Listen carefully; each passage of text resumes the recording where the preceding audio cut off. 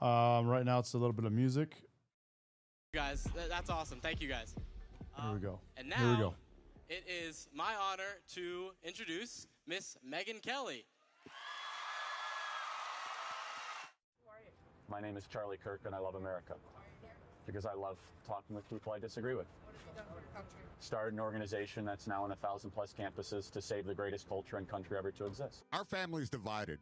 We're divided the same way the nation is divided. Will anything ever be remedied? I met this kid on the left side. Itself will not stand. I Neither say will a kid, family but, divided this- against itself. I met this guy on the left Why do you think your side. son is conservative? You as a father should listen to your great. son. I used to be, at one point, on my father's side. Upon doing my own research and seeing things firsthand, I've switched sides. We talk every day about politics to the point where it's divided us. Father-son divide is more important than politics. Really try to come down at what generational perspective do they have. Never let politics get in the way of the beautiful relationship between father and son. And my question for you is, do you have any hate against the LGBT community? How could I hate that which I have a heart for? I might not agree at that for some of the lifestyle choices that some people make, but of course not. And if someone said, Charlie, what's your view on marriage? I say, I believe marriage is between one man and one woman. Do I have hate in my heart for somebody that doesn't choose the lifestyle that I believe that God laid out in the scriptures? Of course not. Yeah.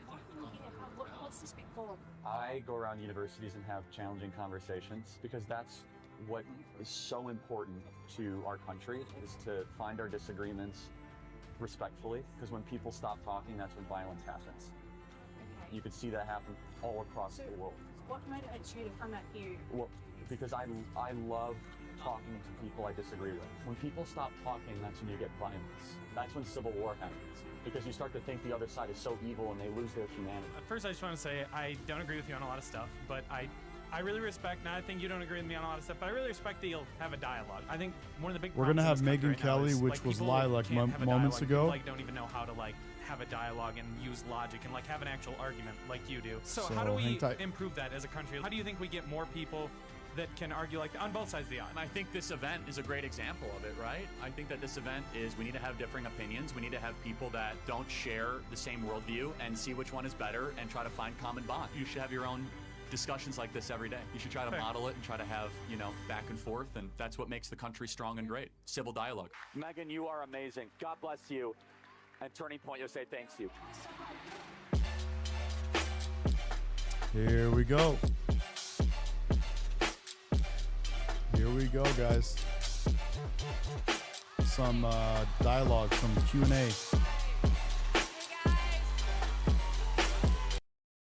I'm gonna cut the music off. I don't need copyright issues.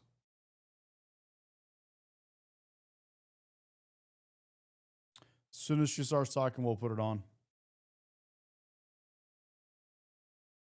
It's so great to be with you. Thank you so much for being here, you guys. I am thrilled to be here with you guys tonight. And of course, my only sadness is that it's not with Charlie.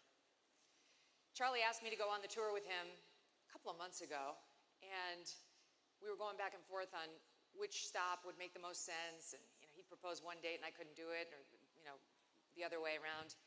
And we settled on Virginia Tech a while ago. And he was so looking forward to this. I was just talking to Erica, and she wanted to tell me that, number one, wanted me to tell you, he's so looking forward to this. He so wanted to be here with you. And that she is so proud of you for showing up. And she also wanted me to tell you that she's got your back. Turning Point has got your back. I guess I wanted to start with just thanking you for showing up. Showing up. They say half of life is showing up, and you did that.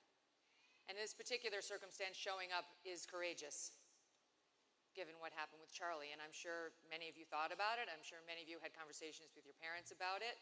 Is it safe? Should I do it? Am I going to be okay? And I had conversations with my family about it too. But I think we all came for the same reason. Obviously, to hear me. But really, the reason is to send a message that we will not be silenced by an assassin's bullet,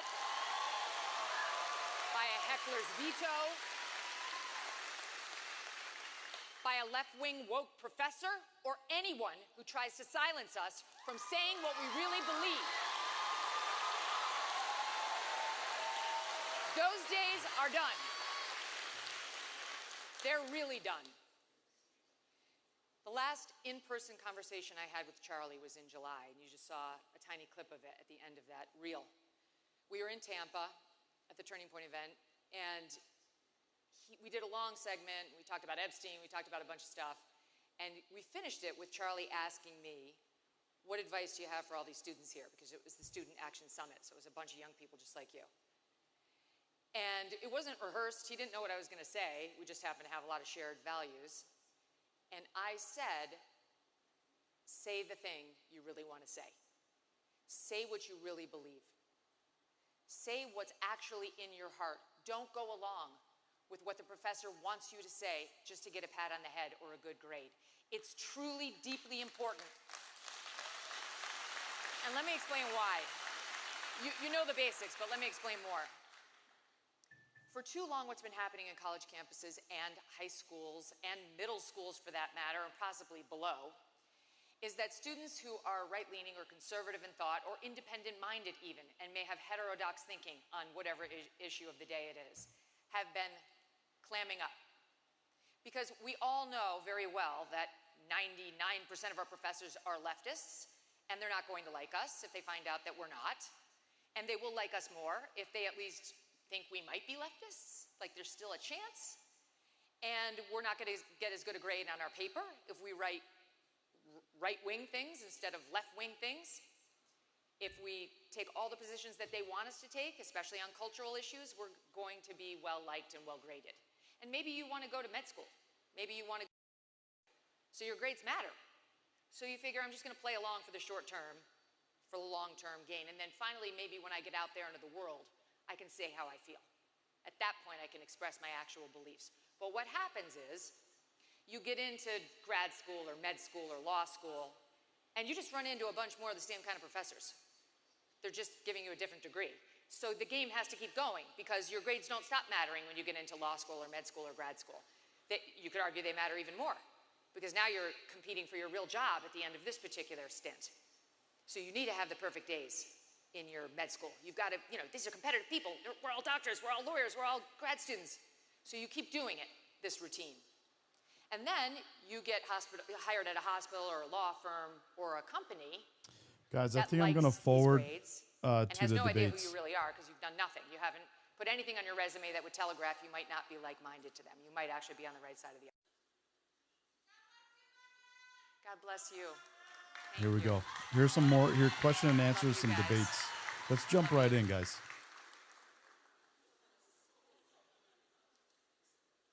Here we go. It's like we have ways of making you talk late. Is the sound okay? I tried to turn it up. Wondering, what is your gym split? My gym split. That is very funny. So I do work out only twice a week. And can I tell you, that's enough.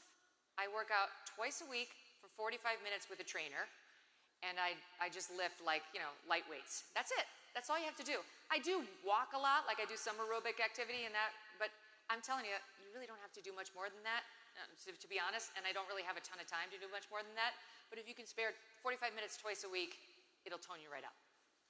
Yeah. Yeah, right on. I just wanted to also start you off. Sorry, I can't hear you, hon. Hello. I just wanted to start you off with another easy question. What is your Starbucks order? Oh, my Starbucks order. All right, so it's a trick answer. I don't go to Starbucks. Right on. Not go to Starbucks. It's too bitter. And by that, I mean the employees. It's not for me. Hi. Hey, nice to meet you. I do disagree, I think, with some of the things that you have said, but I also disagree with some of the things that have been said about Israel in regarding to what Candace Owens has said, what Ben Shapiro has said, but I feel like I do agree with you in the sum that you sometimes will take a more nuanced approach and criticize them or agree with them. But I wanted to ask, I disagree with the Republicans. I feel like they're being vague about Israel. And so I wonder if places, I'm asking for specific people. Do people like Bill Ackman, Robert Shillman, or AIPAC, are they influencing American politicians? Are they influencing popular YouTubers? Are they influencing people like Fox News? And God forbid, are they influencing our president and the decisions that are made? You might be the one person in America that agrees neither with Ben Shapiro nor with Candace Owens. I don't understand where you are. So I don't know if what the answer to that is, whether Bill Ackman is influencing President Trump on Israel. I mean, I think President Trump, especially on foreign policy, has come to his own conclusions. You know, look what he just said about Ukraine yesterday. You know, he's suddenly flipped the switch and he was like, So hang tight. I think they could win the whole territory back. What? And then some, he said. Wait, what? Trump is actually, you can see his evolution as he deals with foreign policy, and that's a job of one, really, right? Because the commander-in-chief is going to have to make a lot of these calls that are going to get people killed. His goal is to stop killing people and to save lives, which is really laudable.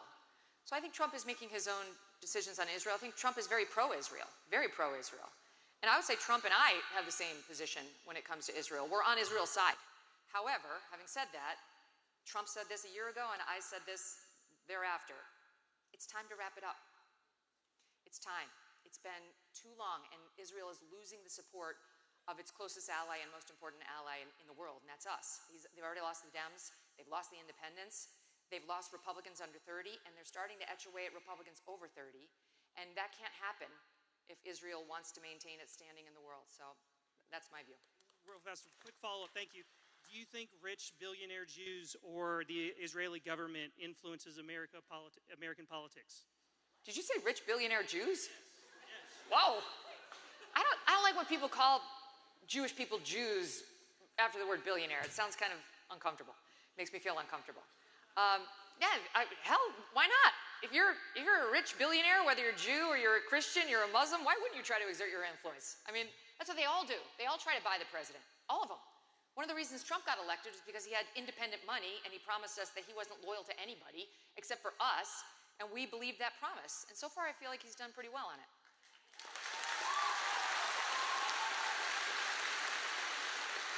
Hi there. Hi. I just wanted to know, because I feel like we live in a world that's full of a lot of hate right now, how I, as a Christian conservative woman on a college campus, can love and show compassion to people who don't agree with me. And The sound is not that great, guys. I'm trying to make it better, but it's scary to rough. walk around and feel secure in my beliefs when I know that people want me to, die for what I believe in. Well, I would say, first and foremost, have in your frontal lobe a woman named Erica Kirk. Have you ever seen such a showing of strength and compassion and Christianity in one soul? You know, she is now the lifeblood of this entire organization.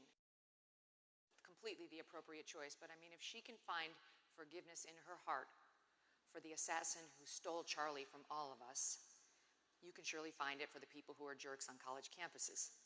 Now, having said that, I do actually have a real-life approach to dealing with hardcore liberals with whom we disagree. And I know this approach. I have this in my heart because some of my best friends are hardcore liberals. I mean, I've been living in Manhattan for the past 20 years. We only recently moved to Connecticut. I'm from a family of Democrats, so I have this skill down, and I would recommend the following. Be with them, have dinner, have lunch, have coffee, have a drink, whatever, and don't talk about politics at all. There's so many other things we can talk about besides politics. Here tonight, we'll probably talk about some politics, among other things. But think about it. Like, when you go out with your girlfriends, you're not constantly talking about Trump and, Chuck Schumer. Literally, nobody's ever talking about Chuck Schumer. You're talking about your life, like the guy you're dating and what school you want to go to and this professor who's a jerk and, the diet that you want to try. Like, that's all the stuff. Like, that's the spice of life. That's what can bond you with somebody and remind you of their humanity without making politics the stakes. I go on a once-a-year girls' trip with two of my best friends. One's from Chicago, one is from Detroit, and my Detroit gal is definitely very liberal, a committed liberal. I wouldn't call her a leftist. She's not woke. The Midwesterners are sane. And then my Chicago gal is more independent, right-leaning. And we've been doing this every year for 20-plus years. And why does it work? Because we don't talk about politics that much. I think you should keep leftists in your life. I don't think you should talk about politics. If you really, really love each other and you feel like it's safe to try an issue here or there, then introduce it. But there's really no reason to start debating, I think, people with whom you have diametrically opposed views, because while you should hear them, you should know what they are, debating them with each other, I think is probably not likely to convince either one of you. Thank you, ma'am. Thanks for coming.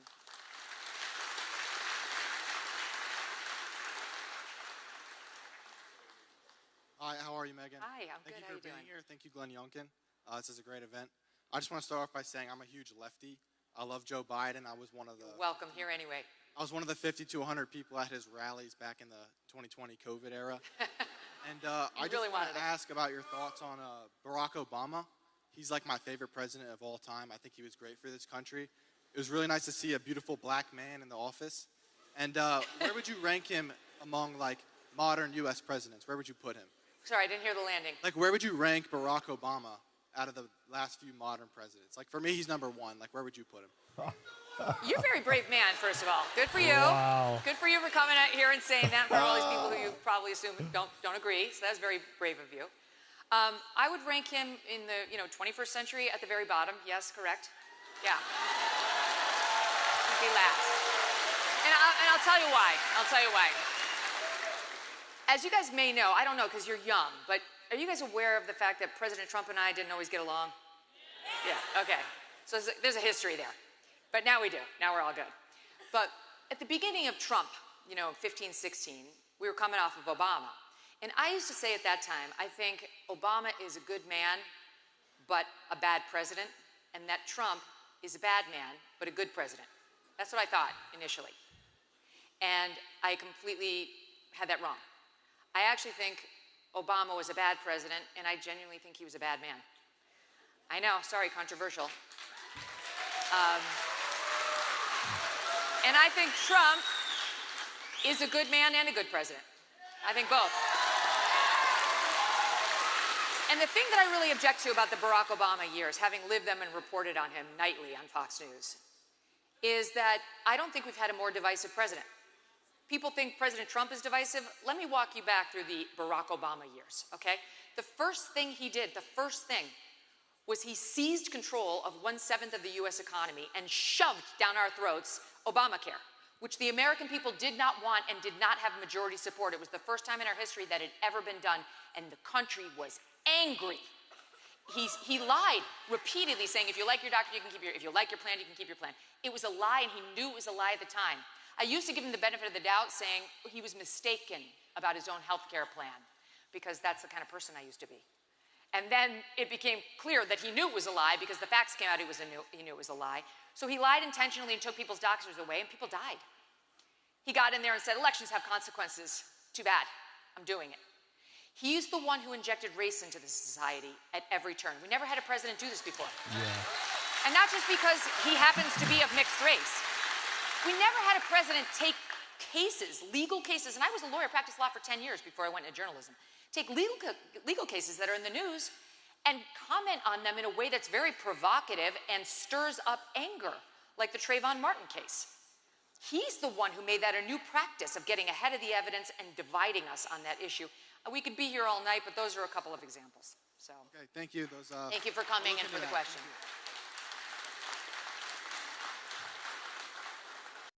Guys, this is live, but I can pause and go forward.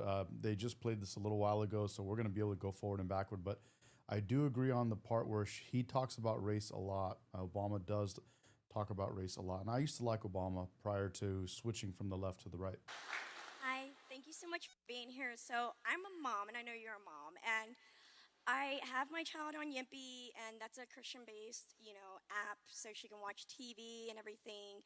But I have a question on, we pray morning, eating, mid-afternoon, we do scripture, and we pray at night, but at the same time, I don't want to, brainwash her and make her feel as she gets older that I'm just shoving it down her throat and, brainwashing her. I want her to have that feeling that he's there.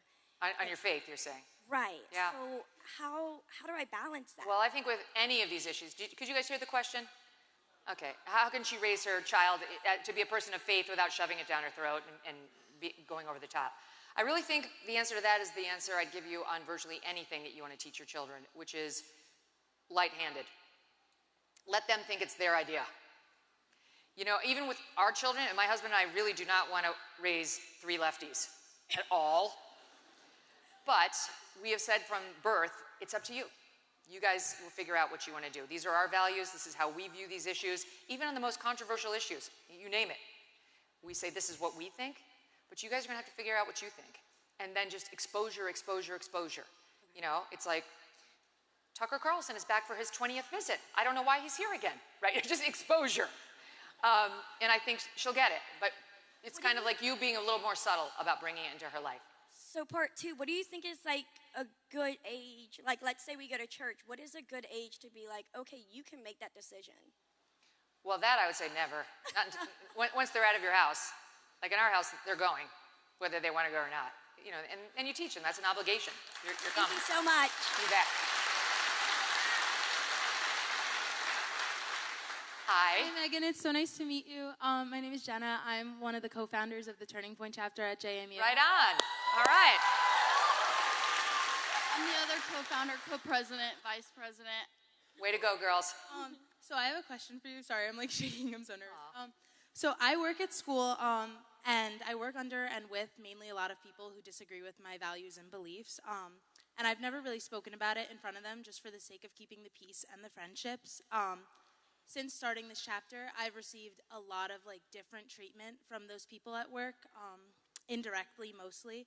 However, recently this past week, I was reported by a coworker for discussing politics and making her uncomfortable with a fellow coworker when I was mainly just discussing how great it was to have this new chapter and the events we had planned this week. And in an interview for a higher position, I was asked who my role model was, and my answer was Charlie, because that's always been my answer. And I tried to think of a different answer, but I'd be lying. So I said that, and when discussing this with a coworker who was present, I was basically told that it was a bad answer and that it was the wrong answer. So just like dealing with all of this at work, what is your advice on moving forward with this? Well, I mean, I'm trying not to swear, but F these people. These are bad people. You should not want to continue the relationship with them. Anybody who would make your politics the stakes of your presence there is not somebody you should work with. They're bad people. Normal lefties, again, I have them all over my life. Normal liberal people, normal Democrats will not make your love for Charlie the stakes of your employment or advancement. What you're telling me is these are bad people, and you should extract yourself from them as soon as humanly possible and find a better place to work. You're in Virginia. We have actual conservatives here, not like New York where I've been living. Get me your number, and I will help find you a job. Thank you. I'll try and find you after, if that's okay. You're welcome. And also, part 2, for our like new and upcoming chapter, do you have any advice for us starting in a mostly left-sided campus? Well, you think they're mostly left-sided, this campus. But let me tell you what happens once you start speaking as a conservative. Because there have actually been studies on this, not about politics, but on how in any given room, you think you're in the minority, so you don't raise your hand. You think your question's dumb, so you don't raise your hand. You think your position is the weird one, so you don't raise your hand.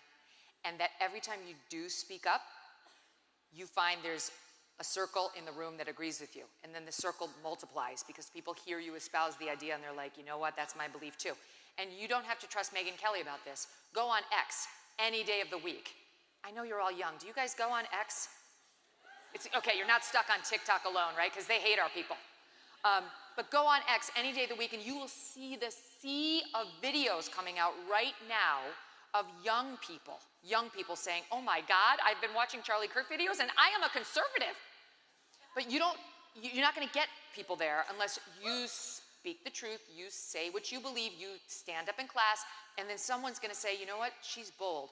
And I'll just say, not as, just as an aside, but I do kind of think where the hot men are, the hot women come. So I know Turning Point can be very heavily male-dominated, but ladies, as soon as you start showing up there and show them who you're seeing, I feel like you're gonna have a lot more droves behind you. Thank you so much. You're welcome.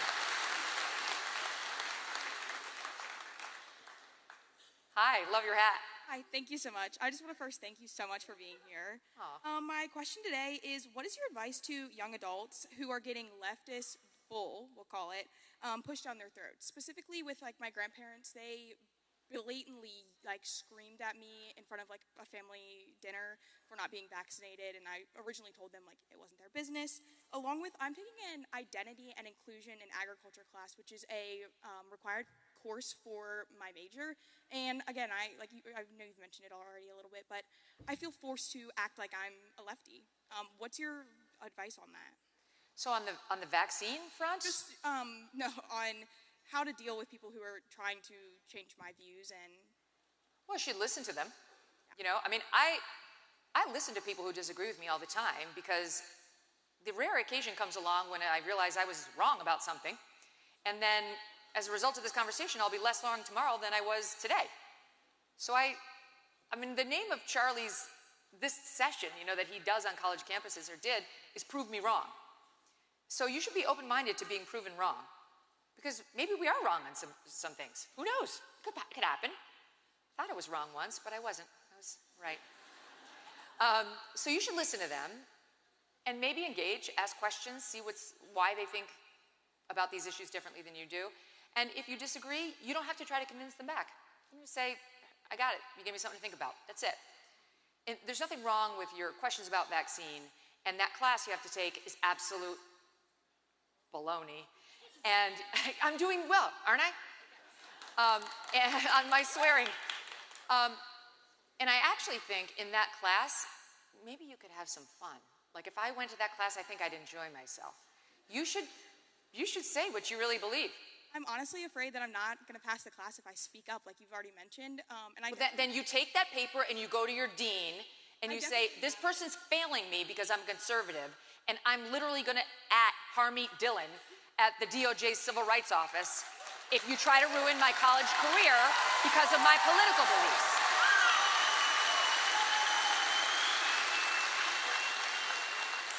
Okay, well, thank you so much. I definitely speak up in class. I'm just a little hesitant, even though I'm normally like pretty loud and proud about my. You're hesitant because you guys aren't having her back. Charlie's Army, they use that term at his memorial, Charlie's Army. And you're all part of it. And you guys have to have her back. Erica said she'd have your back. You gotta have her back. If she speaks up in class and says something, somebody say, I agree with her. That's how I feel too. You gotta do it for each other, so you're not just the one sore thumb sticking out, and the teacher feels less emboldened to try to bully you. Good luck. Thank you so much. Yeah.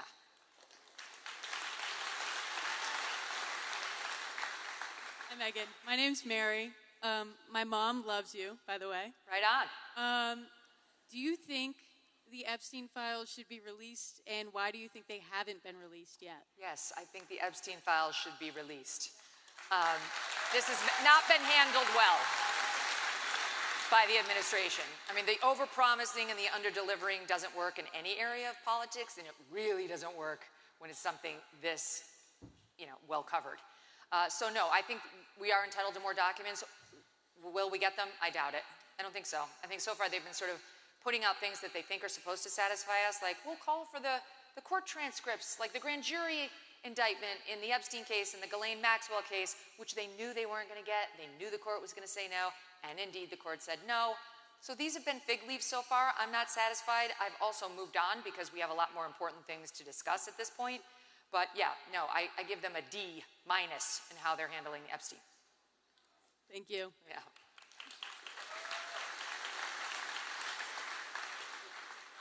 Hi. I'm a big fan of the podcast. Thank you.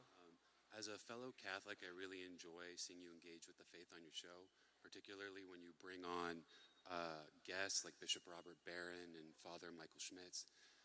My question is, seeing you re-engage with your faith, has that made you reconsider your position at all on IVF over the last year since the Alabama court case? I know that you've been very publicly supportive of IVF, and on a couple of points on which I think we agree. I think we both agree that all children that have been brought into the world using IVF are a blessing. It is a good thing that they exist and are in the world. I think we also both share the opinion that all children that are currently in a cryogenic freezer should have the opportunity to be born, and they shouldn't be held captive by an IVF clinic. But my question is specifically on your thoughts on, is it good for society? Should we allow society to have millions of human children conceived in a way through IVF in which many of them will be destroyed, many of them will never have the opportunity to be born? Did everybody hear it? He's asking about my opinion on IVF, you know, in vitro fertilization, because it can leave a fertilized embryo in a test tube or, you know, petri dish forevermore, frozen, potentially millions of them, sitting, waiting, that'll never be born, and that is life. So it's a good question. And I've been public about the fact that we used IVF to conceive our kids, so obviously I'm in favor of it. Yeah, thank you.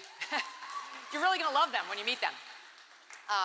But I totally get that it's controversial, and I would just say, like, I'm not really into, like, forcing other people to do it exactly the way I did it, but I think there is an ethical way of doing it, because having been through this, now I can say, you get all the eggs, and you know how many eggs you have, and then you can choose how many to fertilize. Like women will only produce 2 eggs.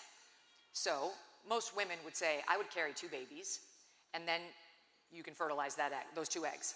But if you are somebody who produces a bunch of eggs, let's say you produce 20 eggs, then now you have a real moral quandary, I think you should, before you fertilize all those eggs, because those are babies, and you probably aren't going to go back and get them.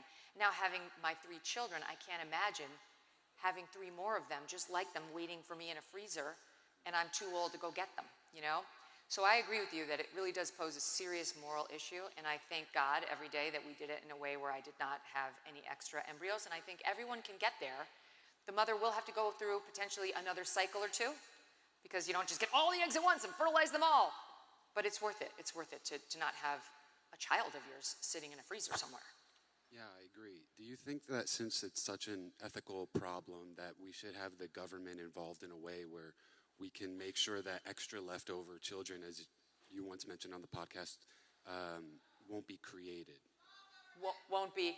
Like, how do we prevent the creation of what you called leftover children? Just like the children that you're worried about. I don't think it's a matter of the law. I agree with you. It's not a government solution. I think it's an individual solution. Are you concerned at all on just society moving in a direction where we differentiate the value on life based on if you're conceived in a womb or conceived not in a womb, but yet to be implanted? Yeah. Yeah. A little. Am I worried about differentiating the value of life if it's in a womb versus out? Because we're really getting into a weird transhuman and, you know, experimentation place in life, and I don't know where that's going.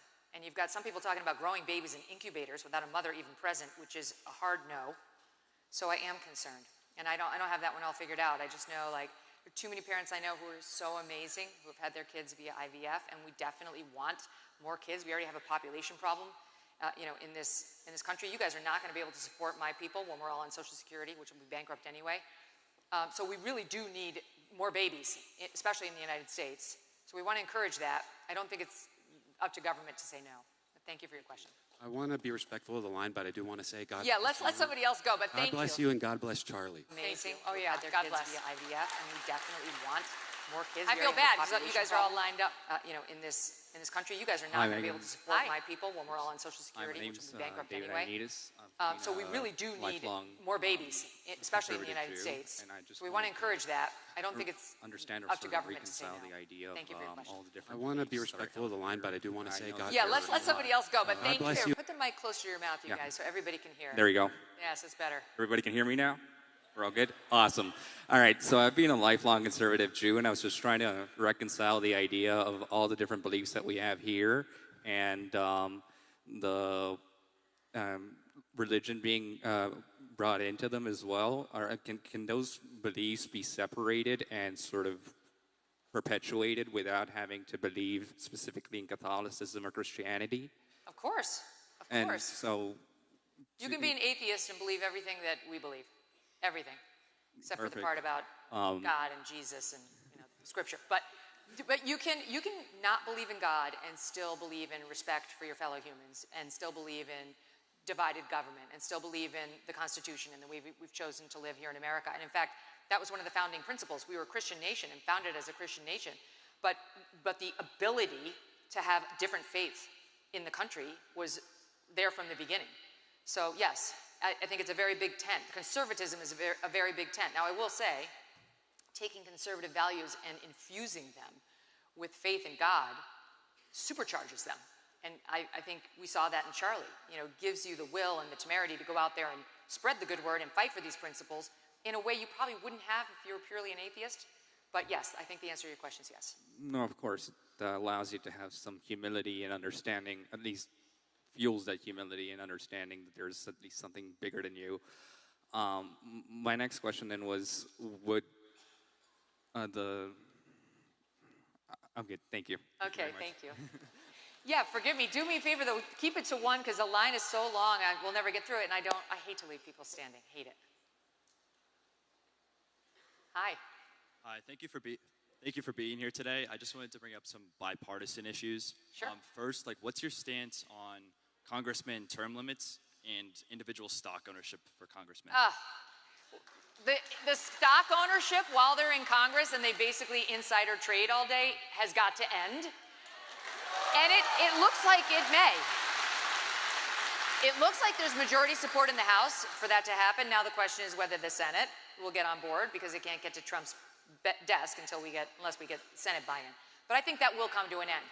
I mean, Paul Pelosi's trades are awfully on the mark. That woman got rich off of all of us, and she actually wants us to believe that it was just his good luck. That's a bull. So yeah, I'm totally against it. Term limits, yes, I guess so. I haven't really thought it out, to be honest with you. You guys like it. I see why. I guess here's my true view.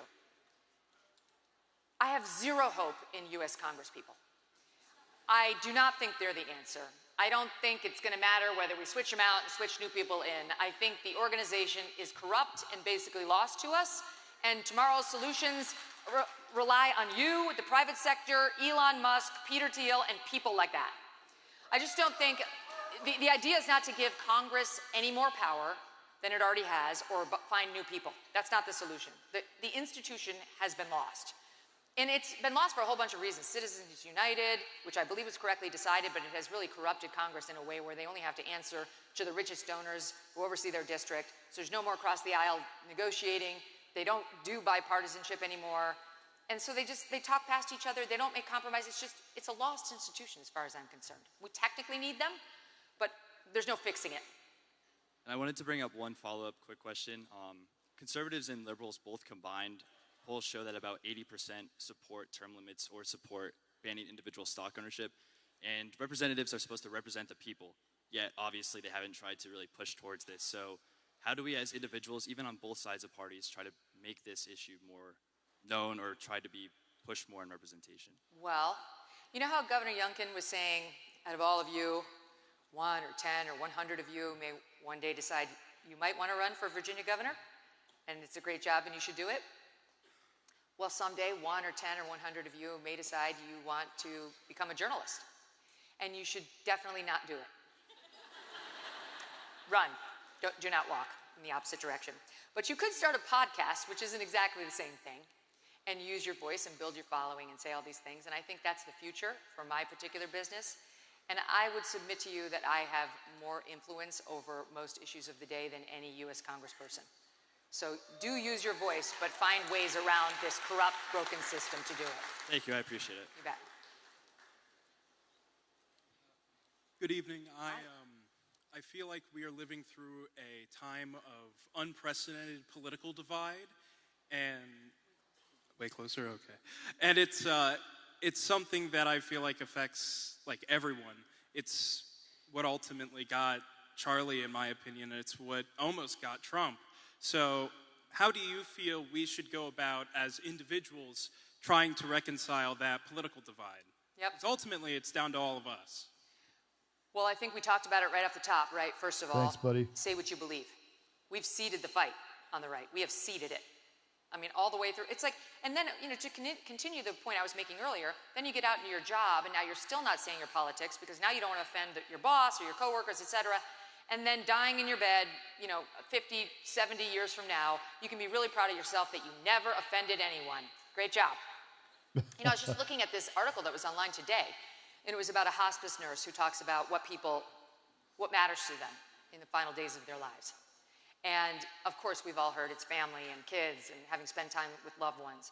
But the other thing she was saying most people want to talk about is whether they mattered. And they want to go over the things that they accomplished in their lives that made them feel like they mattered. I mean, wouldn't it be nice to know at a young age that you are making a difference? Right? That you're your voice and your values meant more to you than being well-liked everywhere, where has that ever gotten anyone? The goal is not to be well-liked. The goal, Matthew McConaughey was on the show today, and he said, I want to be known as a good man, not a nice guy. He said, it's fine to sometimes be a nice guy, but what's important sometimes when there's conflict is that you're a good man, not that you're a nice man. And I think that's really what you're getting to. Like, there are times to stand up and say, I'm a good man, and a good man fights for his values and says what's real. And if we have to have a disagreement politically, I mean, when we're in the political arena, not at the dinner table, not necessarily at Thanksgiving, but in the political arena where we're in a class or we're in a conversation about politics, say what you believe. And don't be apologetic about it. You remember that you're the side that has the 80+ million votes. You're the side that's elected a Republican president twice. The Democrats are losing. Their party support is in the toilet. Even Democrats don't like Democrats anymore. Republicans are enthused. They're energized. Yeah. Yep. It's never been cool to be a Republican. Trust me. This is people are like, Republicans are cool again. I'm like, oh, you had it almost right. So close. Again, does not belong on there. They're just But cool. we are. So don't be ashamed. Talk about it openly. And that's really the only way we're ever going to affect change. And by the way, I will say, even though I'm sort of a cynical mofo about Congress, there are signs of hope, like Congressman Brandon Gill, right? He's from here, Virginia, awesome. and he's brilliant. There are some people who go in there and they do it boldly and they do it well. So let guys like that be your inspo. If you guys don't know Brandon Gill, I have clips of him on my Instagram and YouTube, and I'll put them on for us so we can watch. He's incredible. All right, thank you. That was a great answer. Oh, thank you.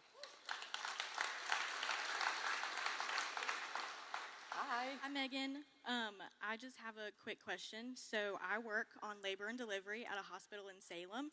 I'm just going to read something. Yeah, go for it. So one of my coworkers posted on her Facebook that she would not pray for evil to rest peacefully, referring to Charlie. And then she shared a post that said Trump blamed the radical left on the assassination when there wasn't even a suspect identified yet. You want to know why our country is so divided? He divides us. He said, same friend. She said, same friend. I'll be playing No One Mourns the Wicked all day, every day in celebration. She was suspended for only a week. I just want to know how you think I should go about this, because if it was me or a conservative Christian who posted this, we would have been fired on the spot. We've also been told that we shouldn't post things on social media because we don't want to be unwelcoming and create like a hostile environment. So I just want to know how I should go about this when they have double. What's her job? She's a lactation consultant, so she's not technically a nurse, but she goes in and helps new. Yeah, I know what a lactation consultant is. Yeah. That's all. That's in all your futures, ladies. Look forward to that. One thing I will say about breastfeeding, it is best for the baby, but they're selling it all wrong. If you breastfeed your baby, by the time that baby's 8 months, if you're still breastfeeding, which you should be at least through the first year, that weight comes off like there's no tomorrow. It's better than the Ozempic. So, in any event, I'm surprised that the hospital did anything to her for saying the hateful things about Charlie. And by the way, she's wrong, because the reason we knew this was a leftist who took Charlie's life right from the get-go is because we saw the bullet casings right away. Before we even knew who the guy was, we saw the bullet casings, which were very clearly leftist messaging. And then it's been reinforced at every single term, no matter what Jimmy Kimmel wants to tell you, right? So I would say, look, as a conservative, I don't think it's really our jam to run around getting people canceled, even for hateful thoughts. I think it's good the university or their hospital suspended her for a week. She probably got the message. But in this life, you're going to deal with bad people. You know, you are. If it's the majority at your place and they're actually your employers, you have to rethink where you're working. If it's just some coworker who's like dealing with breast milk, you got better things to worry about. Say what you believe and say it loud. Make sure more people agree with you than trying to police her.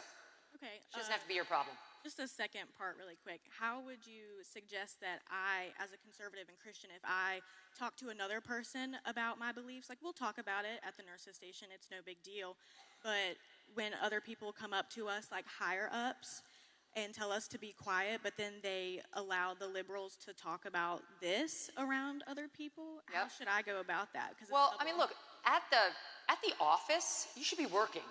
You know, you should be talking about politics at the office. Like at my office place, we talk about politics. But like at yours, you got babies to deliver. Like let's focus on that. If I were your boss, I'd say save it for the after dinner drink, too. But if they have a different standard for the left and the right, one of two things. Now we may be back to you're not at the right place for you. Or it may be an issue that you have to go directly to your boss and address. And let me tell you something. This is not just, old hag Megyn Kelly telling you that. Young co-ed Megyn Kelly had a moment just like that. When I was a brand new lawyer, I had a partner at my law firm who kept making only me copy cases. If he had an assignment for the young men, the male lawyers, he had the paralegal copy the case, and then the two would discuss it, or his secretary. But I was the only female attorney in the office, and when it was me, he wanted me to copy the case, which is secretarial work. And I was 24, and he was 64, and I was very scared, but I resolved the next time he asked me to copy a case, I was going to confront him on it, and I did. I had my pre-ready line. I had it in my head. I said, Bob, if the next time you want me to copy a case, I'm going to tell you that you need to ask Peggy or this other gal to do it. If you want me to copy a case because you want to sit down and discuss it with me as lawyers, that's a separate matter. But you have a secretary to do secretarial work. Well, he got red in the face. He almost blew a gasket. But you know what? He never asked me to copy a case again. And the owners of the firm backed me. They backed me. Yes. They actually said to him, if you ever make an associate of this firm copy a case for you again, it'll be the last thing you do at this firm. So, God may be calling you to a moment where you may need to say to your employer, I don't object to you telling me that I can't discuss politics at work, but I do object to the double standard, and I would like an explanation. Thank you. Yeah. Hi. Hello. Here we go. So, I came here from North Carolina to see Turning Point USA, and we were gonna go to see Charlie Kirk, but and so I just wanted to say thank you for continuing it, and yeah. Thank you for showing up. The question is,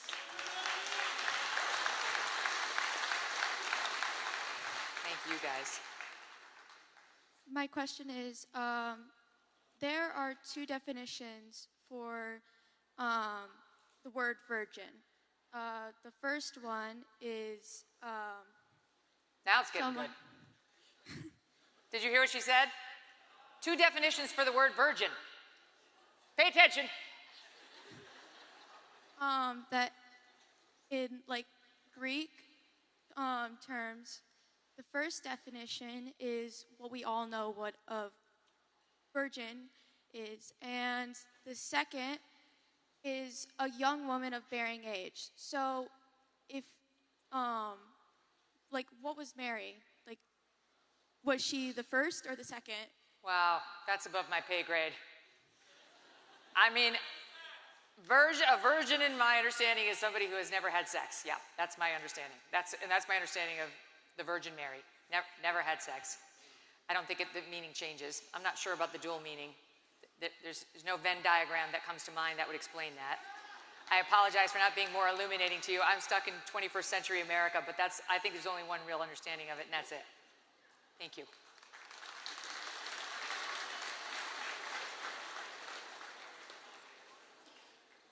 Would you rather be a human with pineapple thoughts or a pineapple with human thoughts?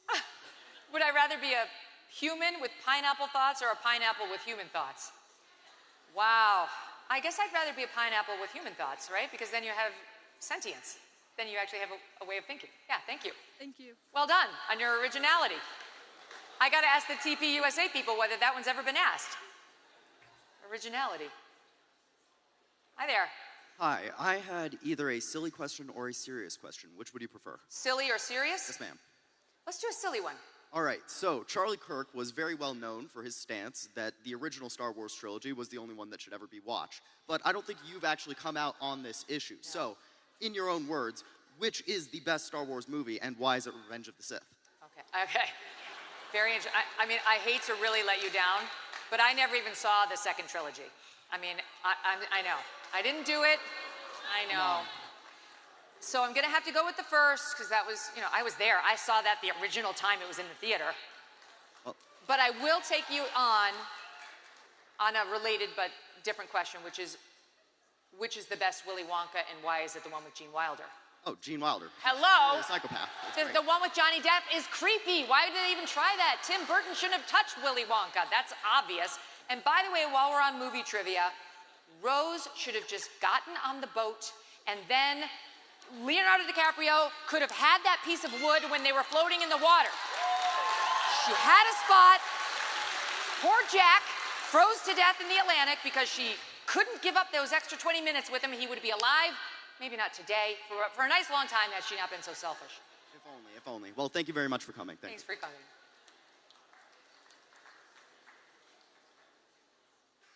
Hi, thank you so much for being here. This question was originally meant to be directed towards Charlie, so I guess I have to ask, do you pay attention to basketball?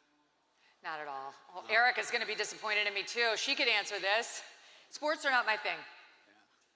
I was going to ask, well, Charlie said the GOAT debate should have been between MJ versus Kobe, so I was going to ask why he thinks Kobe's better than LeBron. Wait, better than LeBron or MJ? He was, basically, he thinks the GOAT debate's between MJ and Kobe and not MJ and LeBron. Yes. So I wanted to ask I agree why he with that. thinks Kobe is better than LeBron. Well, I don't know about that, but I can tell, for sure, Michael Jordan's the GOAT, right? Are we all in agreement? That I know a little bit about because I did live through that, and I was in Chicago when the Chicago Bulls were, that Magic team was there. I ran into Dennis Rodman at a bar right after he married himself. That happened. And there was it was truly like watching magic on the court. Those guys floated up and down. They didn't run. They weren't normal basketball players. That's as much as I can say. LeBron, I don't know anything about basketball other than he's annoying. And I'm sick of him giving me his opinion, which is completely boneheaded. He literally said that cops were hunting black men in the streets, which is A, untrue, and B, incredibly divisive and incendiary. Those are incendiary comments. So shame on him. I'm not his fan. Okay, that's all I wanted to hear. Thank you. I tried. Yeah.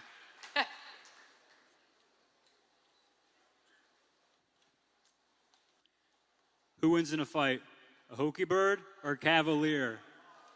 What? Hokey bird? Hokey bird. That's all I needed to know. Thank you. Hi, can everyone hear me? Yeah, they can hear you. I want to know why you support a president who contributes to the rhetoric that got your friend Charlie killed. We saw his rally recently. He said, "I hate my enemies." Stephen Miller said similar things. How can you support him when he contributed to what got Charlie killed?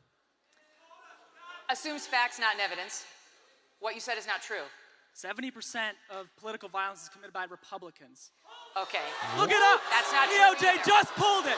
The DOJ just pulled it from their website. DOJ just pulled the study from their website because they're delusional. That's not true because they just pulled it. Look it up. Once you the pull DOJ pulled it from their website. Once you pull the crazies out of there, it is overwhelmingly left-wing violence. Google it. We have had every single No, I person in the understand. audience. Google it right now. You know, this is how we get here. So first of all, let me take on the first part of the premise of your question, that it was President Trump's rhetoric that led to an assassin killing our friend Charlie Kirk. That's a blatant lie. It's a defamatory blaspheme, and it's inappropriate in this setting. That's not what I said. We know. Yes, it is. No, I said he contributed to the political atmosphere. Well, then you have no point. Then your point is utterly empty. Contributing to the atmosphere. This guy was, no, let's just make clear. This guy was motivated by leftist ideology. We know it from the bullet casings. We know it from the Utah governor. We know it from his own mother. Yes, we do. Let's be really clear on that. Even if that's true, so then you're saying because, let's say this guy's a leftist, even if that's true, does that make it okay for the sitting president of the United States to incite violence against liberals?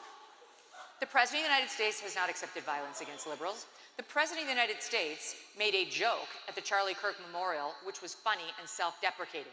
It was on the heels of Erica Kirk saying she, in an extraordinary moment, forgave her husband's killer. And let me finish. And then President Trump got up and making a joke playing off of what Erica said. He said, we disagree. I need to do better. Erica's going to try to convince me, but I'm in a different place. And that's completely normal for a politician to be thinking about his political fights. And by the way, Trump has every right to loathe his enemies. They tried to put him in jail for the rest of his life. They tried to bankrupt him. Rightfully so. They tried to put He's his a family criminal. in jail. He's a And they criminal. tried to kill him. Criminal. Okay, Jack wait. Smith. Wait. Okay, now you go. Thank you for your time. Wow. Wow. No, it's fine. It's good. It's good. It's good to have some fun. He just claimed it's all from the right. I'm going to play you guys a clip right now that I put on my Instagram. Ready for this? Here, let me play this. 1, 2, 3. Oh, let me get the audio. Tells you it's both. Ready, guys? I'm going to put this on. Ready? 1, 2, 3. Play this video next time someone tells you it's both sides. The Lee Zeldin stabbing attempt, left wing or right wing? Left wing. The Covenant school shooting in Nashville, left wing or right wing? Left wing. The Butler, Pennsylvania assassination attempt on President Trump, left wing or right wing? Left wing. Burn down cities during the Summer of Love in the George Floyd riots, left wing violence or right wing violence? Left wing. The Waukesha Christmas Parade massacre, left wing or right wing violence? Left wing. The Trump International West Palm Beach assassination attempt, left wing. The Abundant Life Christian school shooting, left wing. The United Care CEO's murder, left wing. Tesla's burned, keyed, damaged, firebombed, left wing. The murders at the Israeli embassy, left wing. The ICE facilities firebombed, left wing. The Minnesota Catholic school shooting, left wing. The anti-white Charlotte and North Carolina stabbing, left wing. The attempted Utah News State firebombing, left wing. And now, of course, the culmination of this vile trend, a left-wing assassination of Charlie Kirk. And I would point out, we've heard years of the left, their loudest voices calling anyone on the right extremist MAGA Republicans, fascists, Nazis, an existential threat to democracy. Check yourself. And don't give me this both sides bullshit. Play this video next time someone tells you it's both sides. The Lee Zeldin stabbing attempt. All right, so you guys got that? That's my response to that. That boy is saying that it's mostly the right side. Here we go. Let's go back. Folks come up and disagree. Hi. Try to follow that. And I'll turn the sound back up. Thank you so much. I love that you embody your rhetoric.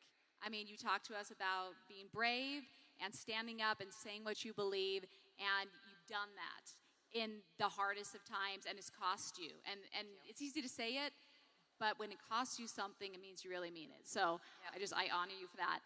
And someone stole my political question, so I was going to ask you a personal one, which is, what do you want to be remembered by, or as? What do you want people to say about you? I mean, I think the number one thing I'd want them to say is that I was a great wife and great mother. And I hope broadcaster comes third. Thank you. And it is something you have to nurture. You know, I'm a Guys, big does believer this sound okay? in being a gunner and being a hard worker and out hustling your competitors in the office and elsewhere. Let me know, guys, if the sound is okay. My sound is going to be good, but their sound is, their audio is not that great, and I'm doing my best to increase the audio for you guys. But at the end of the day, you really do have to prioritize your family. And if that requires a downshift from time to time in your career, do it. Do it. Because the family and the rewards you get from having kids and having a strong marriage dwarf everything in the professional lane, even if the professional lane winds up good and great like it has for me. There's really no contest. So don't forget to nurture that piece of yourself, especially, and Charlie would want me to say this, and he was right, especially young women, because there is a clock, it does go tick-tock, and you don't have forever to find somebody to settle down with. It's not that, you know, you have to do it right away, but that whole virgin thing, that shouldn't stay on too long, because like at some point you're gonna have to get down to business and start recreating fellow great humans. Hi, go ahead. Get some. Poor guy, he's gotta follow that. Go ahead. So there's a lot of videos and claims out there, like conspiracy theories, like Nick Fuentes talks about them a lot, about Israel. And some of them seem kind of true, but it's hard to find true information anywhere. Where would you find good, true, Great untainted question. information? That is a great question. I'm sure you guys all have this experience, right? Like, what's real?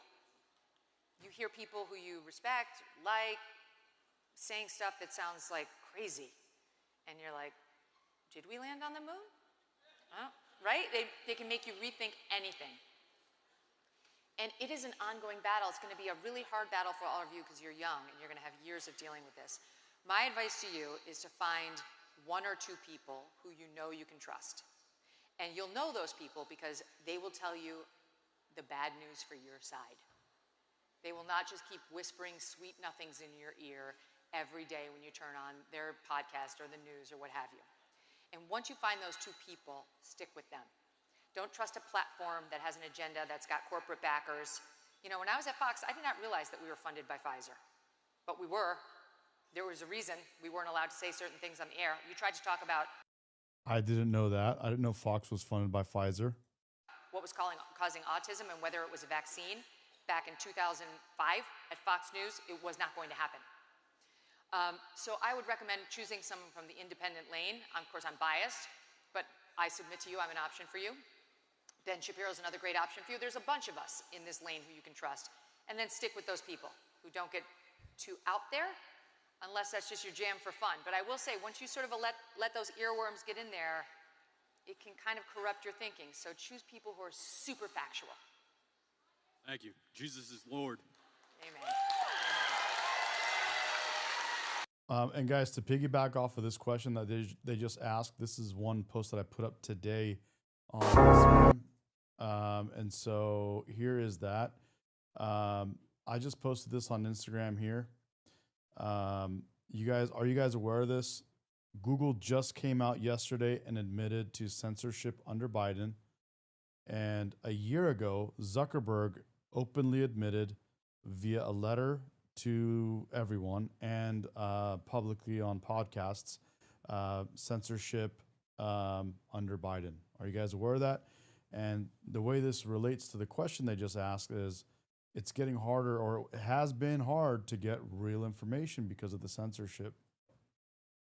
And by the way, guys, I'm also gonna take your phone calls. I'm actually gonna have you guys on live. So if any of you guys want to come on live and talk to everyone and talk to me and have an open conversation, I'm gonna actually literally take your calls on live. Lakeisha is asking based on whose facts. Lakeisha, what are you asking that? Are you asking about the letters that I just told you about, the information? Because this is open information. You can Google both of those. Google just put that out yesterday, and a year ago, Zuckerberg wrote that. But those are both facts. You can look those up. There's no hiding that. It's just open information. I'll hit play again. Here we go. Hi, my name is Dylan. It's nice to meet you. Hi, Dylan. I wanted to start by offering my condolences. I don't think anybody's father or husband should be killed like that. Sorry, I couldn't. Can you speak louder? Closer to the mic, yeah. I wanted to offer my condolences. I don't think anybody's father or husband should be killed like that, or killed at all, which is what informs the rest of my question. It's kind of a lot of words. I hope that's all right. Yeah. It has been credibly reported that 83% of the people Israel has killed in Palestine are citizens, not terrorists. 2 migrants were shot by a sniper and killed recently in an ICE facility. 32 people were killed by a gunman at Virginia Tech, the most of any school shooting in American history. All you guys offer are thoughts and prayers. Charlie Kirk had more than that to offer, actually, which was the idea that some gun deaths are necessary in order to maintain our Second Amendment right. So my question is, which of those deaths were the necessary ones? The tens of thousands of Palestinian babies, the 32 students and professors at Virginia Tech, or the late Charlie Kirk? And do you still believe that thoughts and prayers can stop bullets? Well, you're asking me to defend words I didn't say, which I'm not prepared to do, but I'm perfectly happy to discuss violence in America with you. And I would say to you that, first of all, I'm not sure where you got your stats on Israel, but most of those come out of the Palestinian ministry, which you cannot trust. They lie, and they're propaganda experts. I'm getting those numbers from The Guardian. Sorry? I'm getting those numbers from The Guardian. Yeah, same difference. The Guardian. So yeah, I sympathize with you because it is very hard to get actual data on what the numbers are out of Israel and Palestine. I mean, I think you're struggling with the same thing I struggle with, because I am not a shill for Israel at all. I've been very defensive of American Jews on campuses. What's been happening to them is disgusting, and I will defend them to the death. But what Israel does in this war, I don't have to defend Israel. They are an important ally of ours, and I would love for them to end this war so that we can stay supportive of Israel, but it's gone on too long, as I said. The civilian deaths is problematic, but in any war, there are massive civilian deaths. And if we went back and we looked at those civilian deaths in World War II, we'd be horrified at the numbers. So, I mean, those are just hard truisms. Now, on the gun violence here in America, it's not just thoughts and prayers. That's not true. Conservatives, look, and I'm a great person to talk to you about this because I am not a big Second Amendment person. Like, I believe in the Second Amendment, but I'm not somebody like my friend Dana Lash, who could, go chapter and verse for you on the guns. I've had my own frustrations on states that won't pass strong, like, red flag laws and so on. But having said that, we could take away all the guns in the country, all of them, and killers still want to kill. But on the first premise, we cannot actually take away all the guns in the country because you know how many there are? What? Over 400 million guns. There are more guns in America than there are people. And the vast majority of those, over 300 million, are semi-automatic pistols. So the kind that can kill you very quickly, and I'm sorry to say, you mentioned Virginia Tech, the kind that was used right here at Virginia Tech, where I came after that terrible shooter killed so many of the students on this campus. So it wasn't an AR-15, it wasn't a machine gun, it was a semi-automatic pistol, and not even the Democrats' plan to ban assault weapons would get semi-automatic pistols in it. So just realistically, speaking to you as somebody who would like, I think, to see an assault weapons ban or something done about guns, they're just not going to do it. Even if we pass with the Democrats' dream, it's not going to encapsulate, it's not going to get 300 million of those guns. So we have to talk about what the other solutions are, and I think Republicans have two, which makes sense to me. One is to fortify the soft targets so you guys don't have to go to school worrying about this stuff. You guys need armed guards on your campus to protect you. God forbid something were to happen. This school of all schools understands that risk. And secondly, and schools like K through 12 schools, which are just sitting ducks. That's why these terrible people choose them, because they know teachers aren't armed, students aren't armed, and usually there isn't an armed guard. But secondly, we really need, desperately need, mental health care facilities to which loving parents would voluntarily commit their children if they need it. And we don't have it right now. We don't have it. There's one facility in Michigan called Nemours, which is not terrible.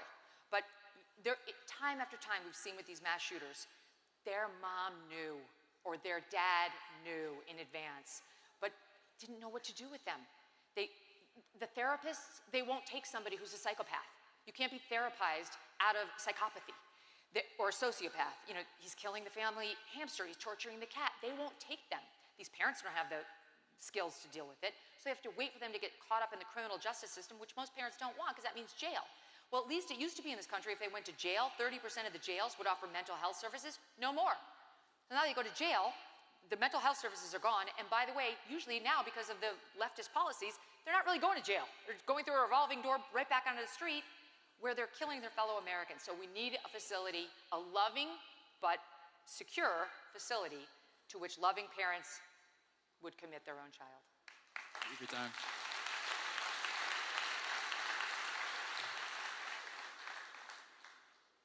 So I got to be honest, when I first got into this line, I was, heart was pumping, I was getting a little bit nervous, but seeing the way that you were treating everyone with kindness and respect, that really settled me down. So I'd like to, first of all, thank you for that. Well, thank you. Thank you very much. So my question stems from my experience in high school. I'm currently a senior in high school, and me and one of my friends are currently working to create a chapter. And my question... Right on, yes. And what grade? Sorry? What grade? I'm a 12th grader. I'm a senior. Awesome. He's going to start a TPUSA chapter at his school, 12th grade. So my question for you is, knowing the very polarized and volatile times that we're in right now, and knowing the condition that my school is in, being very split, far left or far right, how can I remain a mutualistic respect between the two? That way we don't have really screaming matches and more of, very respectful, kind, civil discourses and debates. Well, I think you're already halfway there because you sound like you're approaching it with a pure heart, and I think that'll come through in the way you talk to people. I think people can glean whether you are somebody who's respectful of the other side, even if you disagree. But make no mistake, being kind to the other side doesn't mean sacrificing 1 inch of your principles. Of course. So you need to study up, you need to know what you actually stand for, and you need to be able to defend it. And you should do that unapologetically. You should do that boldly and with confidence, without a sheepish posture as if you have something to feel bad about. You don't.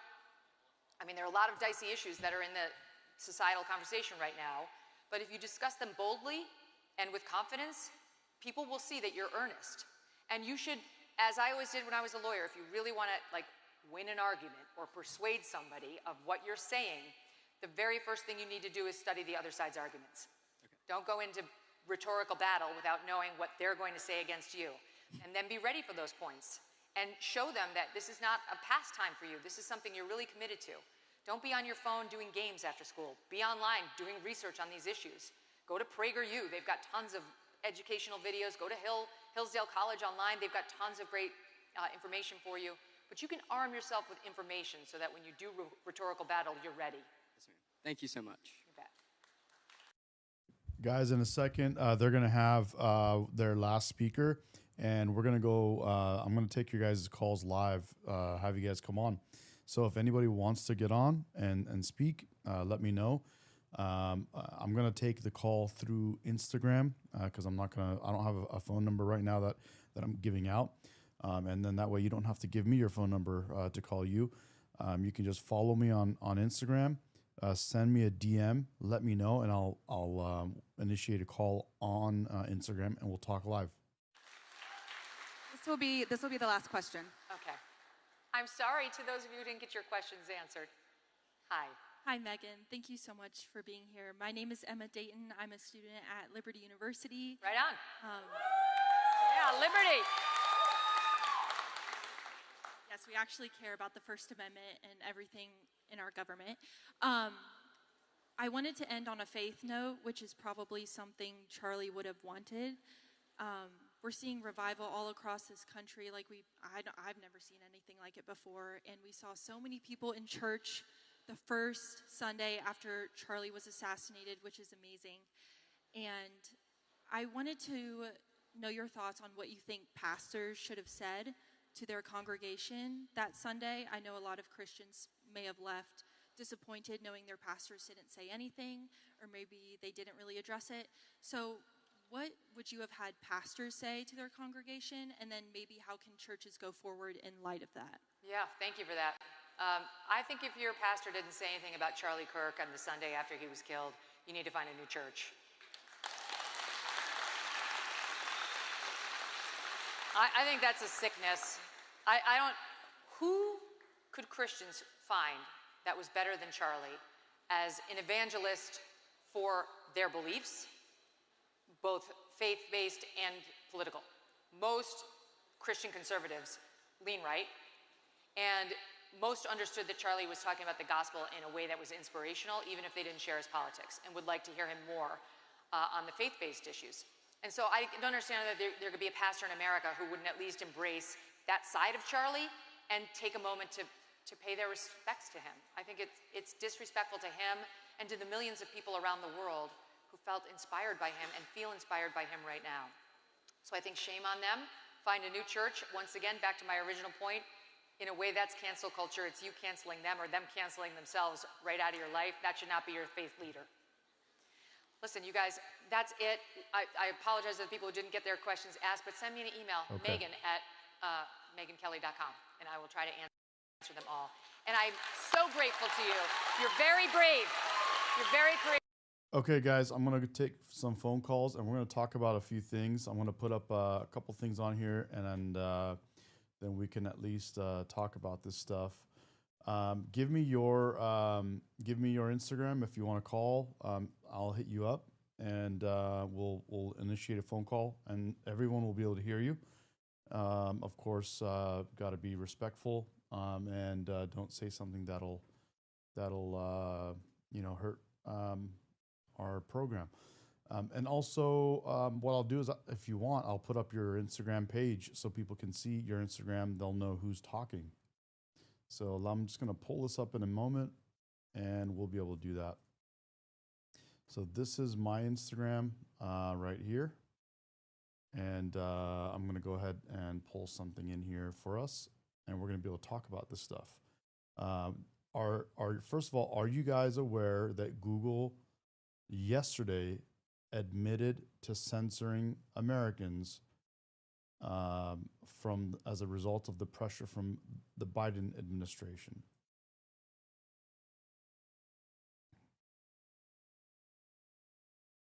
Are you guys aware of that?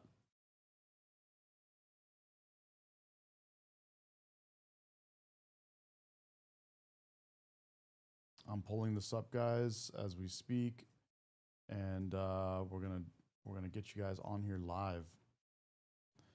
Someone here on Instagram says they have been censoring me.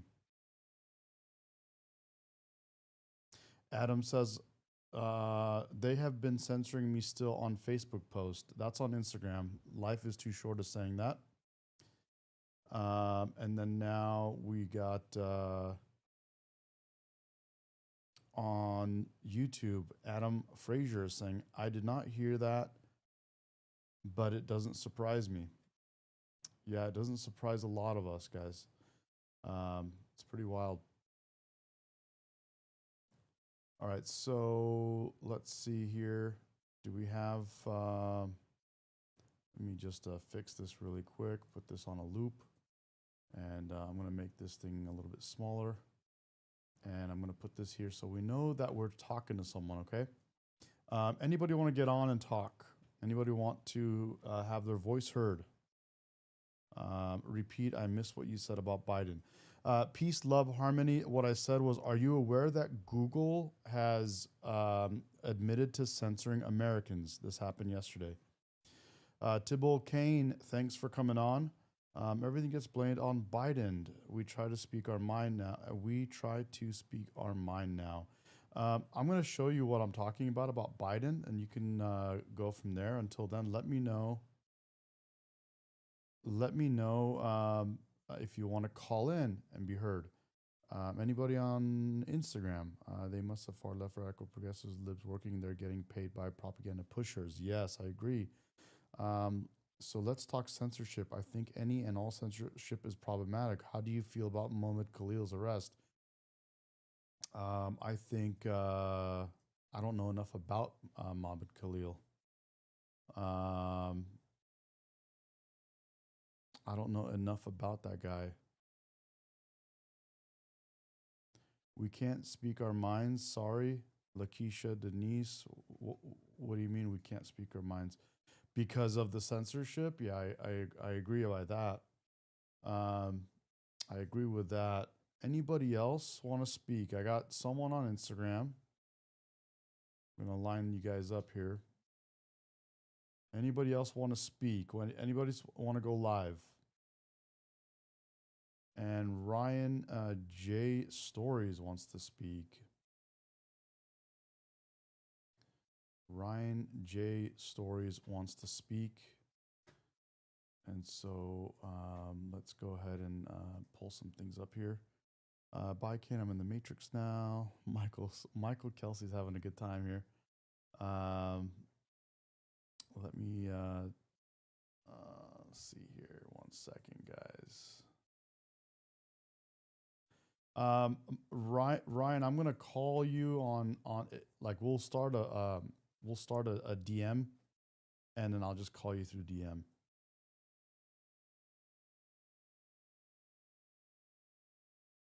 You sound like someone that I disagree with, which is good. I'm down to talk to someone. But you only have 125 followers, and your page says, "Hey, stalker." I don't know. I gotta be able to trust, man, that you're not gonna like say something that you shouldn't be saying on live. So this is Ryan's account. Ryan, this is you, right? I'm assuming. Truth Finder, how's it going? The crowd is all right. We're on all different sides of the spectrum, man. So we're just gonna have an open debate. We're talking about stuff. We're talking about censorship right now. We just got done talking, listening to TPUSA.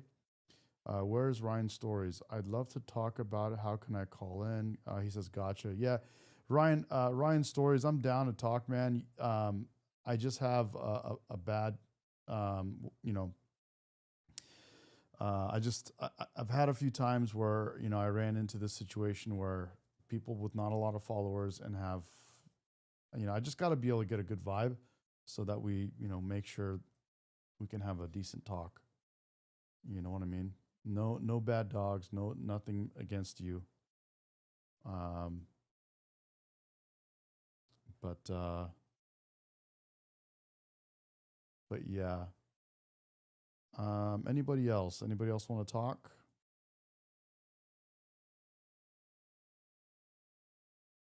Yeah, I'm gonna stick with my instinct on it. It's been pretty good to me, and I just gotta get a good vibe, really good vibe. It's a sensitive thing, man. This is my thing. I can't have it get destroyed.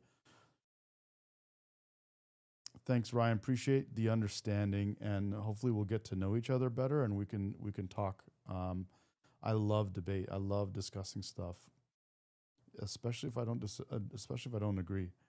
I would like to know what kind of things were citizens censored for by Google. Do you guys want me to put up that? I'll put this up here. This is whoa, that was loud. Let me turn that down. Holy cow.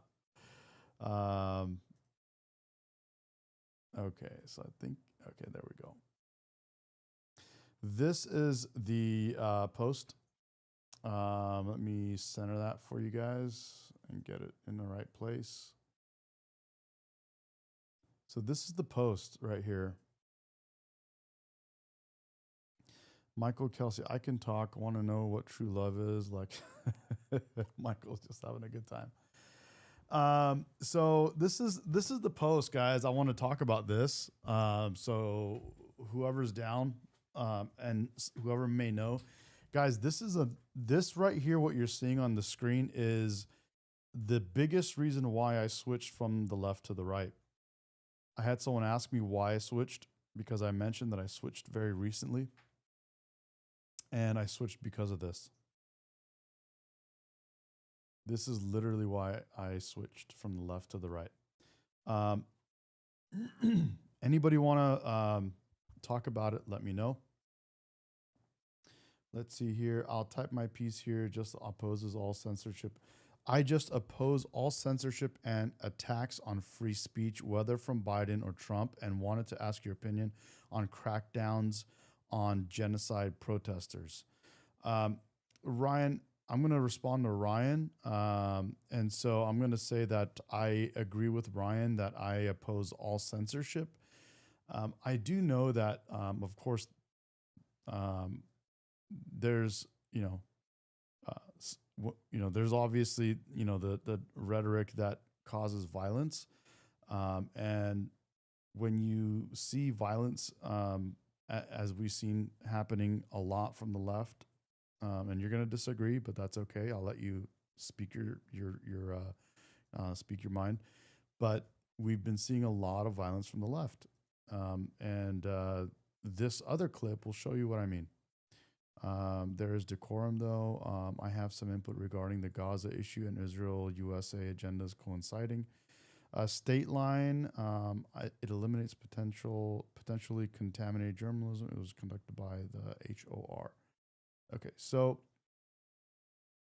what I was going to show you guys is this other clip when we're talking about left violence. Play this video next time someone tells you it's both sides. The Lee Zeldin stabbing attempt, left wing or right wing? Left wing. The Covenant school shooting in Nashville, left wing or right wing? Left wing. The Butler, Pennsylvania assassination attempt on President Trump, left wing or right wing? Left wing. Burn down cities during the Summer of Love in the George Floyd riots, left wing violence or right wing violence? Left wing. The Waukesha Christmas Parade massacre, left wing or right wing violence? Left wing. The Trump International West Palm Beach assassination attempt, left wing. The Abundant Life Christian school shooting, left wing. The United Care CEO's murder, left wing. Tesla's burned, keyed, damaged, firebombed, left wing, left wing. The murders at the Israeli embassy, left wing. The ICE facilities firebombed, left wing. The Minnesota Catholic school shooting, left wing. The anti-white Charlotte and North Carolina stabbing, left wing. The attempted Utah News State firebombing, left wing.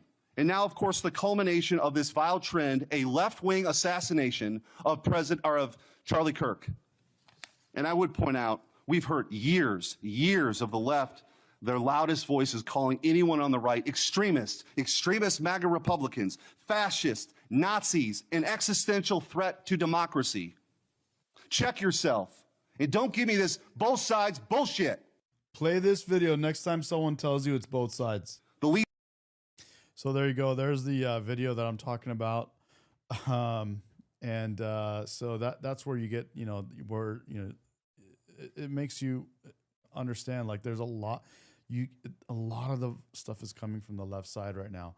And if you have an opposing view on that, please explain so we can talk about it. Miranda writes, no one go to the movie theater and say that. Yep. Okay. They want to develop, they want to develop Gaza into a beachfront paradise. Destroying Gaza is saving them huge demolition costs. Pure greed. Yeah, I think we can debate that a lot. I think that's highly debatable.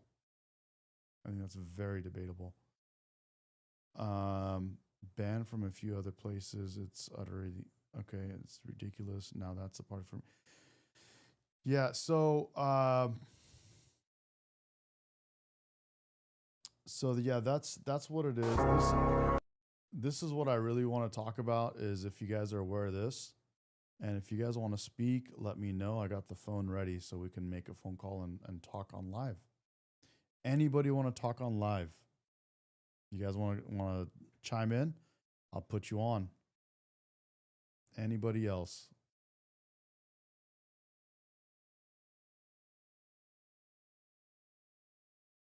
Anybody else want to talk on live?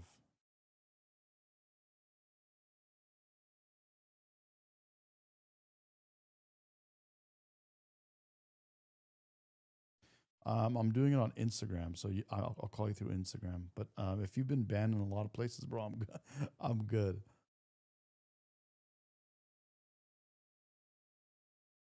I am good, buddy.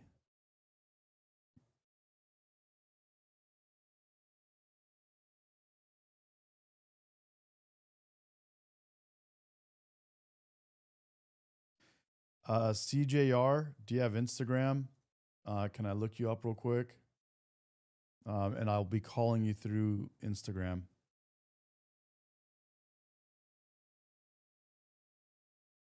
CJR, you want to give me your Instagram account? PF, what makes Americans happy? Life, liberty, and the pursuit of happiness. Freedom. We love freedom, and we love our country. We love each other. As much as you think that us Americans are polarized, or that we don't get along, or that we're on different sides and all this, that, and the other, we disagree fiercely, but we love each other and we'll back each other up. We will back each other up on the opposite sides of the aisle all day long. CJR, I'll put you on, bro. Just give me your Instagram so I can look you up. And guys, again, I'll put you guys on. I just got to get a good vibe on your Instagram so that I know you're not gonna do something that's not gonna make sense.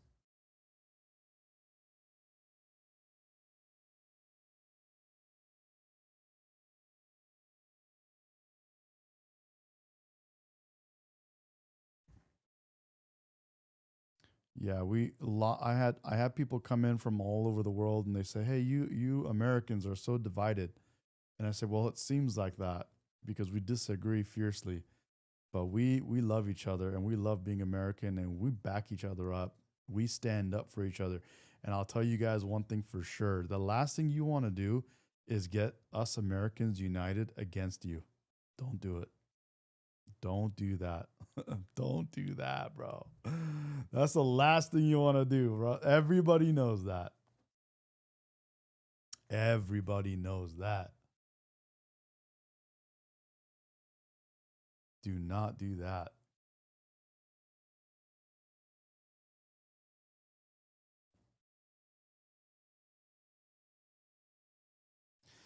So, guys, we just watched not Candace Owens. What am I talking about? Megyn Kelly on TPUSA, and we looked at a few things. My voice is shot. Yeah, I'm into that. Yep.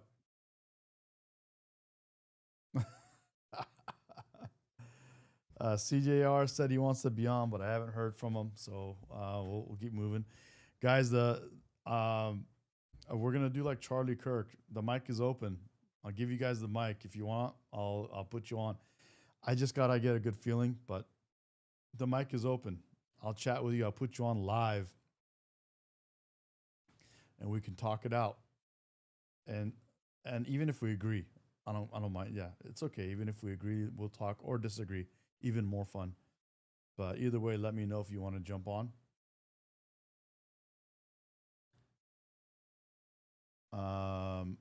Here we go.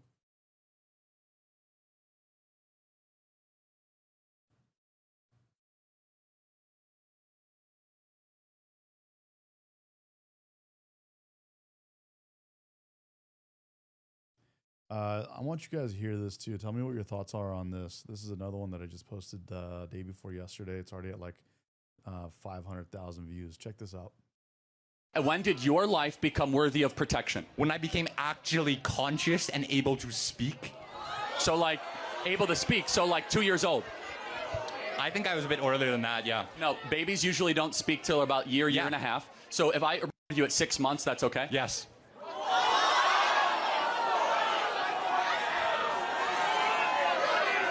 And you're a bio student at UC Riverside? Yes. Okay, so let me ask you a question. Would you save 100 dogs' lives or 1 human life? So I would save 1 dog over your life, but... No, tell me why a human...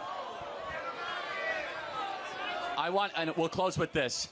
The fact that he's a bio student at this university shows the horrifying moral rot happening in higher education, and Trump should defund all these schools as evidence. Thank you very much. And when did your life... Yeah, pretty wild. Did you guys see that? Yeah. I bet that dude's hating that response he gave Charlie Kirk now. Right?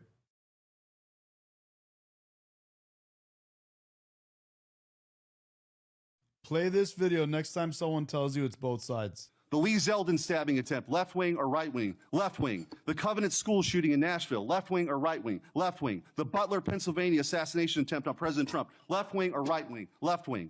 Burn down cities during the Summer of Love in the George Floyd riots, left wing violence or right wing violence? Left wing.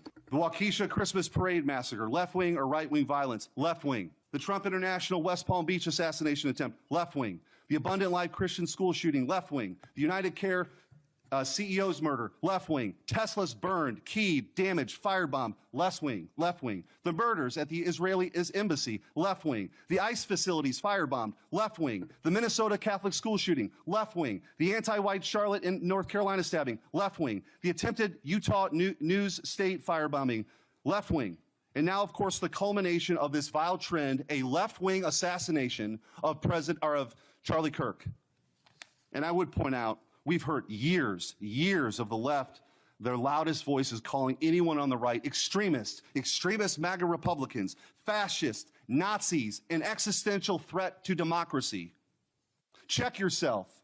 And don't give me this both sides bullshit. Play this video next time someone tells you it's both sides. What are you guys' thoughts on that? You guys think it's both sides still? You guys think it's both sides? What do you think?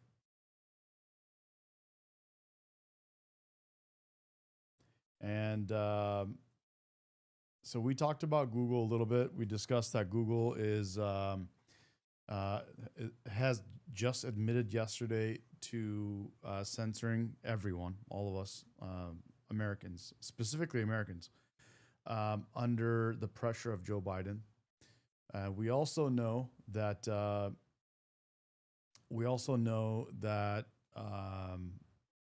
Mark Zuckerberg admitted a year ago that Instagram and Facebook was censoring people due to pressures from Joe Biden.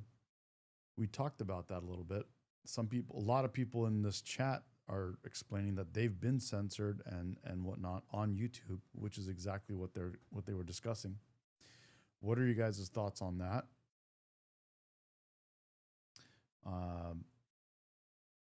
And I'm going to put that back on here so you guys can see what I'm talking about.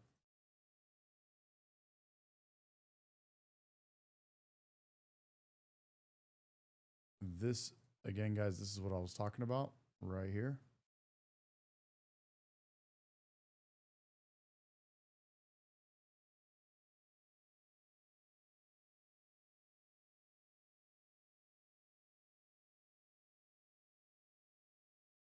So these are the dates. This is literally what happened. So in yesterday, Google admitted their censorship under Biden, and a year ago,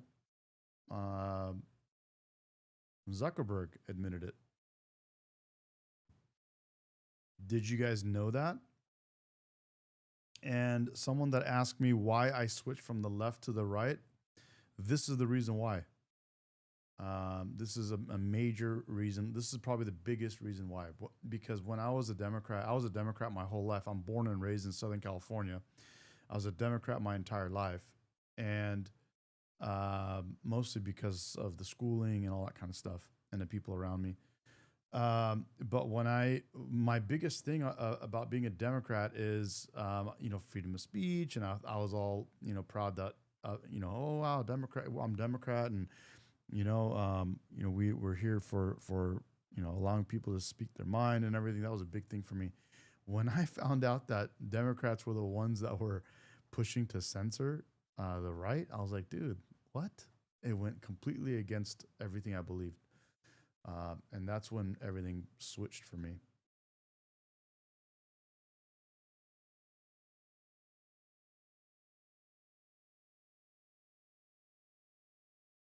Nextdoor app censored me and suspended me. Life is too short of saying that on Instagram. I get IG censored over 90% of my comments. I gave up on Facebook after I got hacked. State Line, what are you saying on Instagram, bro? That's getting you like censored.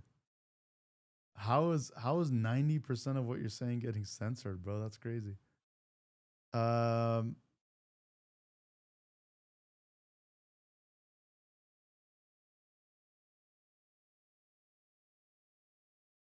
I'm reading your comments here. No, but I do figure that YouTube posture. Yeah. Okay. Do you guys want to see more of my more Instagram reels? I got a good one. You guys want to see a good one? Here's a good one. Let me put the sound on so you can hear it. You guys ready? Nothing really. I just laugh. I've even screenshotted some and just scratched my head. And so you're getting, yeah. But why are you being censored? I'm curious. I'm gonna play a good. I'm gonna play a good reel. My reel that has 5 million views. This is my account, guys. If you're wondering, this is my YouTube account right here.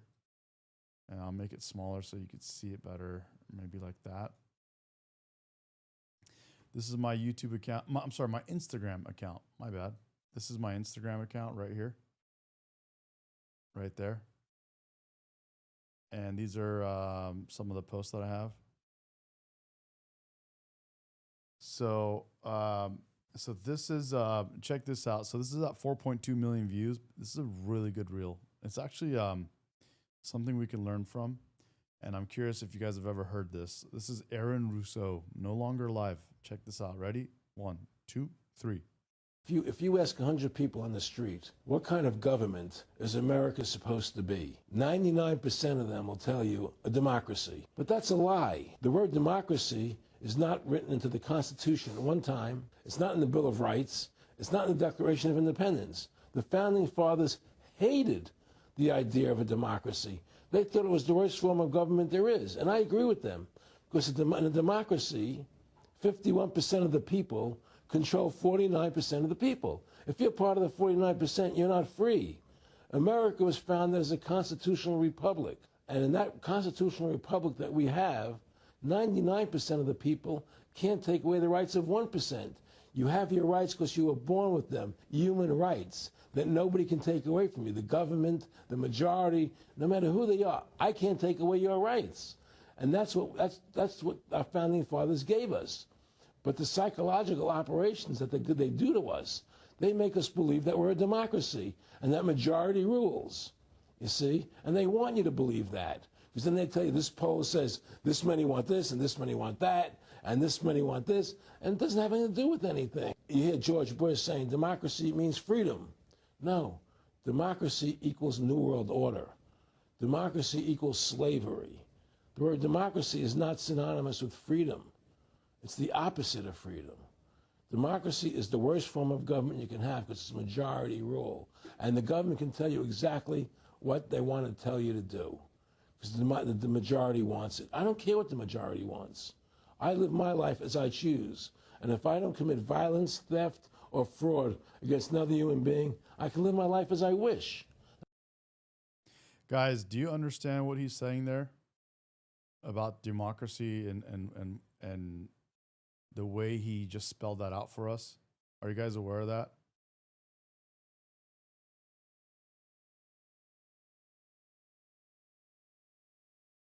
Yeah.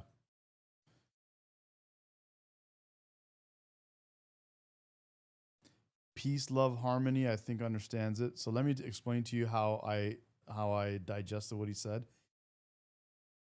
And what he's saying is we live in a constitutional republic. Our Constitution has laid out human rights, and we have a Bill of Rights, and we have a set of rules that we know that we have already agreed on, and that's how we're going to run our country, and that's how we're going to treat our people. Okay, and so no matter what percentage of the people vote on whatever, we have these rights regardless. Even if 51% of the people come and say, you know what, this right is no longer, you can't have this right anymore. Actually, false. We have those rights regardless of what you want to vote. We have those rights to us. And so that's what he's saying. He's saying even if 51% of the people come in and tell you that you can't have these specific rights, they can't take it away from you. And that's why we don't have a democracy. We have a constitutional republic.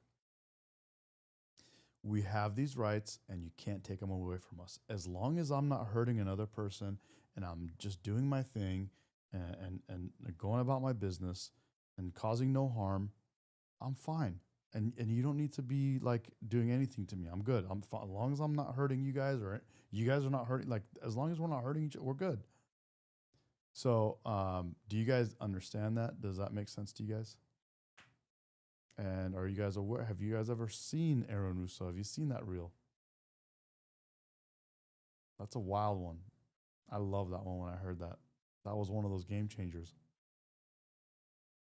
You guys ever see that?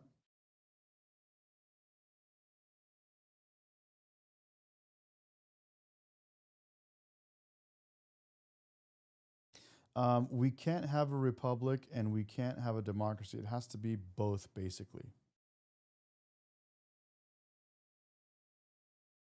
Yeah, we have a constitutional republic.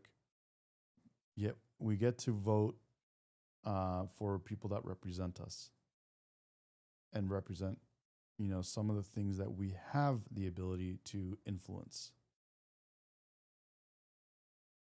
Yep. Okay, guys, anybody want to jump on live and get on a phone call?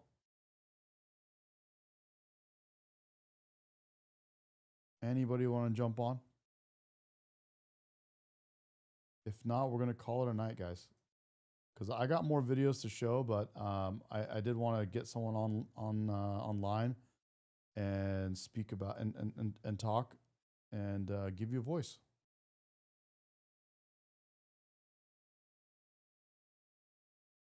Michael Kelsey's having a great time. Bro, you've been lit on my chat, bro. You have been lit, bro. Oh, man. Peace, love, harmony. Constitutional republic means the smaller states still have a voice with their votes and with their votes and can't be overrun by the larger states, or else every election would be won by the top 5 most populated states. Very true. Very sick, tired of the less informed talking about the U.S. as a democracy, but a democracy is not 51%. It's a 50% plus 1, even worse. Yeah, exactly. And